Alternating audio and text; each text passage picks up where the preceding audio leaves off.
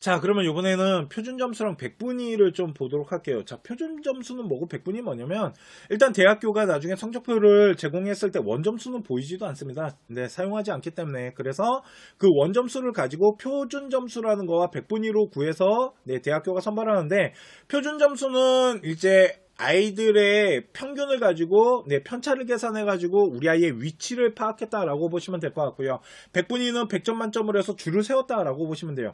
상위권 대학교는 표준 점수를 많이 사용하고요. 좀 이제 대학교 레벨이 조금 중위권 대학 라인부터 백분위를 많이 사용하는데 백분위를 사용하는 대표적인 학교는 국민대학교가 있고요. 네, 그 이제 상위권 학교들은 보통 다 표준 점수를 이용하는데 그 이유가 표준 점수 같은 경우 백분위의 한계가 뭐냐면 그 뭐 학과 그 과목들이 있잖아요. 국어나 이런 수학 같은 그 과목들에 대한 난이도까지도 정확하게 그 아이의 위치를 파악하는 게 좀 힘들거든요. 근데 그게 가능한 게 표준 점수예요. 그래서 표준 점수는 그 해에 좀 어려웠던 과목을 잘 보잖아요. 그러면 네, 상대적으로 좀 높은 점수를 받으면서 경쟁하기가 좋아져요. 하여튼 그리고 원점수에 조금 더 민감하게 움직이는 건 표준 점수다라고 보시면 되는데 그 정도만 아시면 되고요. 네, 나중에 표준 점수의 원리나 백분위는 솔직히 중요하지 않아요. 저희 같은 전문가들이 뭔가 소개할 때 쓰는 거지 그냥 나중에 점수 계산하시면 돼요. 자, 그렇기 때문에 네, 표준 점수랑 백분위는 요 정도만 보고 가시면 될 것 같고요. 자, 그러면 실제 사례를 좀 보도록 하겠습니다. 자, 요 시즌이요. 어떤 시즌이었냐면 국어 있잖아요. 국어가 되게 어렵게 나왔습니다. 고난이도 시즌이었어요. 그런데 아까 말씀드렸어요. 국어가 어려웠을 때 잘 보면 표준 점수를 가지고 하는 아이들은 유리하다고. 네. 왜 그러냐면 평균점이 있잖아요. 평균점에서 편차가 벌어졌을 때 시험이 어렵다는 건 편차가 많이 벌어짐으로써 요 앞에 있는 아이들이 얼마 안 되면 하여튼 요런 원리로 점수가 좀 높아지거든요. 자, 그러면 요번 시즌은 국어가 어려웠던 시즌이잖아요. 그러니까 국어를 잘 본 아이가 표점을 좀 먹고 가는 게 있다라는 거죠. 자, 그리고 컨쇼 학생과 컨쇼 마트 학생을 좀 비교할게요. 자, 일단 대학교는 원점수가 반영되지 않고요. 아까 말했지만 표준 점수랑 백분위를 가지고 네, 대학교가 평가한다. 아, 그러면 요 등급은 왜 중요한가요? 라고 했을 때 우리 수시할 때요. 최저 맞추잖아요. 그죠? 교과 전형이나 논술 같은 경우 그 최저 맞출 때만 사용이 됩니다. 네, 그래서 정시를 가지고 대학 라인을 구성할 때는 저 등급을 사용하는 학교는 네, 진짜 몇 개 안 돼요. 지방에 있는 학교들 뭐 경동대 이런 데가 사용하는데 일단은 몇 개 안 되기 때문에 일단은 등급 라인을 네, 요거는 그냥 최저할 때만 사용하고 수능을 할 때는 표준 점수랑 백분위 정도만 일단 요 부분이 중요하다라고 보시면 돼요. 그래서 이제 표준 점수랑 백분위를 가지고 원점수를 볼 건데 자, 컨쇼라는 아이가 국어를 좀 잘 봤네요. 그죠? 그러다 보니 표준 점수가 136점까지이고 백분위는 98로 1등급이 떴어요. 아, 근데 우리 아이가 뭘 못 봤냐면 수학을 좀 못 봤네요. 그죠? 수학을 못 봤고 표준 점수가 122에 네, 백분위는 84, 3등급까지 떴습니다. 자, 그런데 좀 봐야 되는 게 뭐냐면 탐구 점수는 둘이 동일하거든요. 원 점수를 봤을 때 컨쇼라는 아이는 341점이 나왔고요. 컨쇼 마트 학생 같은 경우는 351점이 나왔어요. 컨쇼 마트 학생 같은 경우는 수학을 컨쇼 학생보다 잘 봤지만 국어를 못 봤거든요. 그러다 보니 국어 점수가 10점이 차이 나면서 네, 표점이 좀 벌어지고 네, 등급은 2등급이고 백분위는 90이에요. 자, 그런데 우리 아이가 수학을 좀 잘 봤는데 131점이에요. 중요한 게 뭐냐면 여기가 우리 아이가 10점이나 높아요. 그죠? 351점이니까 컨쇼마트 학생이 컨쇼보다 10점이 높지만 표준 점수는 그렇게 나오지 않아요. 왜 그러냐면 컨쇼 학생이 국어를 잘 봤, 이해 국어를 좀 봤기 때문에 계산을 해봤더니 컨쇼 학생은 382점이 나오고 표준 점수가 컨쇼 마트 학생은 381점이 나왔어요. 이 얘기는 뭐냐면 원점수는 컨쇼 마트 학생이 훨씬 잘 봤을지언정 표준 점수 구해봤더니 컨쇼 학생이 훨씬 높더라는 거죠. 그러니까 원점수가 중요하지 않다니까요. 나중에 이 표준 점수 갖고 하는 거고 이렇게 단순하게 합하는 게 아니고요. 대학교별로 환산으로 다시 점수를 계산해야 됩니다. 그건 뒤에 가서 좀 보도록 할게요. 자, 그런데 또 원점수가 높은 컨쇼 마트 학생이 컨쇼 학생보다 또 뭐는 높냐면 백분위는 좀 더 높아요. 그죠? 그러니까 백분위는 누구보다 높아요. 컨쇼 학생은 90.25인데 얘는 90.5예요. 이거 소수점 되게 중요한 거거든요. 백분위는 1.1점이 진짜 큰 거라서. 또 등급은 1.8이고 얘는 2등급이에요. 그러니까 최저 맞추기는 누가 더 좋아 보여요? 컨쇼 마트 학생이 최저는 다 맞췄겠네요. 이런 거거든요, 결국은. 그러다 보니까 표준 점수가 유리한지 백분위가 유리한지 이런 부분들이 필요하다라는 거죠. 나중에 실제로 진짜 지원을 하는 데 있어서. 자, 그래서 이런 얘기를 합니다.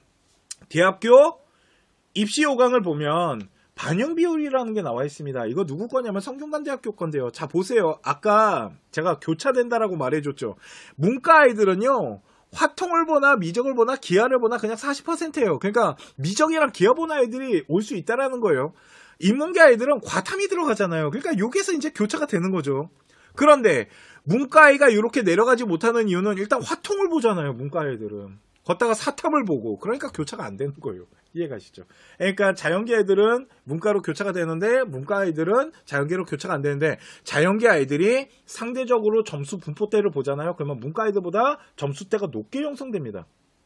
그러다 보니까 얘네가 이렇게 휙 하고 넘어가 버리면 문과 아이들보다 점수대가 높다 보니까 교차했을 때 대학 레벨을 높일 수 있는 거죠. 다음 시간에 더 자세히 설명해 줄게요. 자, 요렇게 봤을 때 수학이 40%가 들어가고 국어가 40%가 들어가고요. 과탐이 20%가 들어가서 100%가 들어가는데, 영어는 가산점으로만 주겠답니다. 1000점 만점으로 계산했을 때 가산점을 부여해서 1등급과 2등급이 3점 차이가 나고 3등급이 8점 차이가 나니까 3등급 아이들은 집어넣지 말라는 거네요. 그죠? 그리고 1등급과 2등급은 3점 차이가 나는데 생각보다 한번 뒤집어 볼 만은 해요.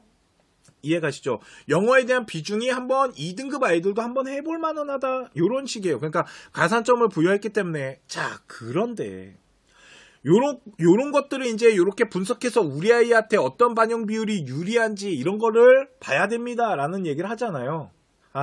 정말 다 필요 없습니다. 이게 다 필요 없어요. 이렇게 찾으시면 안 됩니다. 예전에 저희도 이렇게 찾았거든요. 그런데 요즘 누가 이렇게 찾아요? 시대에 뒤떨어지게. 그잖아요. 요즘은 다 뭐가 나와 있어요? 계산기가 나와 있습니다. 계산기를 제공해 주잖아요. 저희 컨쇼도 이번 시즌에 계산기를 제공해 드립니다. 자, 저희 컨쇼에서 정시 혁명 데이터를 제공해 드립니다. 저희 컨쇼 홈페이지 2021년 11월 24일 날 저희가 컨쇼 정시혁명 데이터를 오픈을 해드릴 건데요. 정시혁명 합격 예측 데이터 프로그램은요, 11월 24일 날 가채점을 가지고 학생들의 데이터를 분석하고 그걸 통해서 대학교별로 저희가 합격 예측 데이터를 제공을 해드리겠습니다. 그리고 11월 20일이 되면 이제 성적표가 다 나오잖아요. 그랬을 때 진짜 실제 수능 성적표를 가지고 다시 데이터를 업그레이드 시켜갖고요, 대학교에다가 지원하실 때 다시 한번 체크할 수 있게끔 최종 데이터도 저희가 제공을 해드릴 겁니다. 가채점 데이터를 제공해드리는 이유는 가채점이 나왔을 때 어느 정도 대학군을 좀 형성했으면 좋겠고요, 최종 데이터가 나왔을 때 그걸로 대학교를 좀 찾아가는 이렇게 두 번의 과정을 거칠 수 있게끔 해드리기 위해서 두 번의 업데이트가 진행된다라고 보시면 될 것 같고요. 전국 모든 대학교 학과별로 예측 데이터를 다 제공을 해드리는데 그냥 단순하게 작년 입결 갖고 계산한 거 아닙니다. 학생들의 데이터들을 다 분석을 하고 이번 시즌 같은 경우는 정시 합격 입결 자체가 없습니다. 통합 정책을 사용했기 때문에 학생들의 수준에 대한 데이터를 꼼꼼하게 다 분석한 다음에 그걸 환산해서 대학교별로 집어넣어야 되거든요. 그 모든 작업을 저희 컨쇼가 진행을 했습니다. 그래서 대학 학과별로 그러니까 학과별로 다 데이터를 제공해 드릴 거고요. 또 하나, 자연계 학생들 있잖아요. 인문계로 교차했을 때 대학 레벨을 어디까지 높일 수 있는지에 대한 데이터도 저희가 제공을 합니다. 저희가 총합 데이터를 제공할 때 3단계로 제공을 하는데 도전, 적정, 안정권 이렇게 세 가지 점수 데이터를 보여줬을 때 우리 아이가 교차를 했을 때 어느 데이터에 걸려드는지를 보고 도전권을 형성할 수도 있겠죠.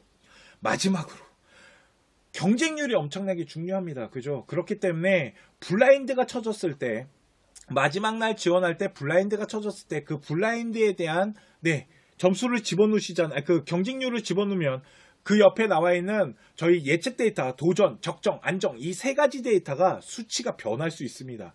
경쟁률을 예측해서 수치가 어떻게 변할 수 있는지까지도 저희가 제공을 해드리고 있습니다. 많은 이용 부탁드리겠습니다. 자, 그렇기 때문에 이렇게 볼 필요가 없어요. 자, 그러면 어떻게 하면 된다고요?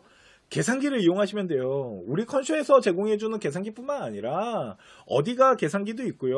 업체들이 또 계산기들을 제공해주잖아요. 이거 누가 이렇게 해요, 요즘. 누가 이렇게 대학교 반영 비율을 하나하나 봅니까? 그잖아요. 그러니까 이제는 이러지 맙시다.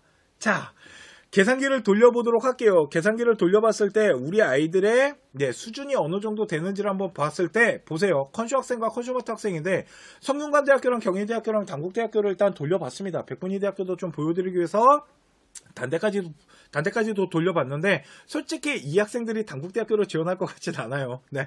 자, 일단 봤을 때 성균관대학교 환산 점수입니다. 이 환산 점수라는 건 대학교마다 표준 점수를 가지고 환산을 한 거고, 탐구 같은 경우는 백분위를 가지고 변환 점수를 하는데 그거 작년 거 사용했다라고 보시면 돼요.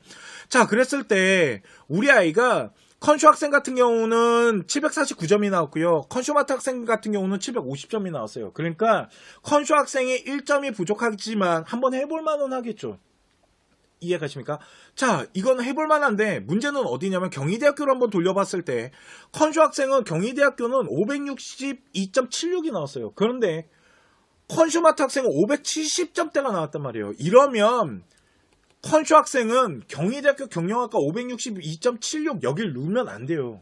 왜 그러냐면 요 경영학과가 분명 수학에 대한 방연 비율이 높았기 때문에 이렇게 나왔을 거예요. 그러면 우리 아이는 성균관대학교를 도전권으로 잡을 수 있겠지만 경희대학교를 잡을 필요는 없겠죠.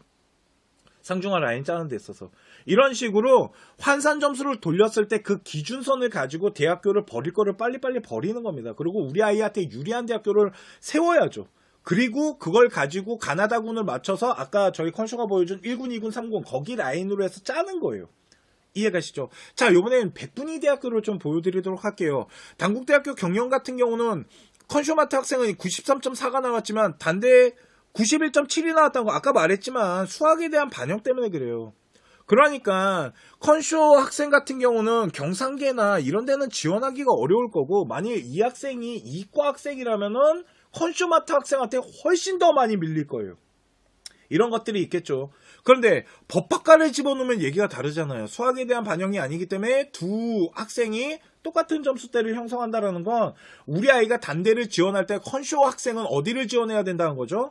네, 법학과를 지원하는 거죠. 대신 컨슈마트 학생은 어디를 지원하면 더 유리하다고요? 경영학과를 지원하는 게 더 유리하다고요. 이렇게 학교별로 환산 점수를 돌려서 학과별로 이렇게 여러 가지 과가 있다면 과별로 돌려가지고 그 과에 우리 아이의 반영 비율이 잘 떨어지고 점수가 조금이라도 총합 점수가 높게 나오는 이것을 찾아내야겠죠. 그래서 아까 제가 말한 그런 막 성균관대 반영 비율 이런 거 다 보고 다니는 거 아닙니다. 이제는.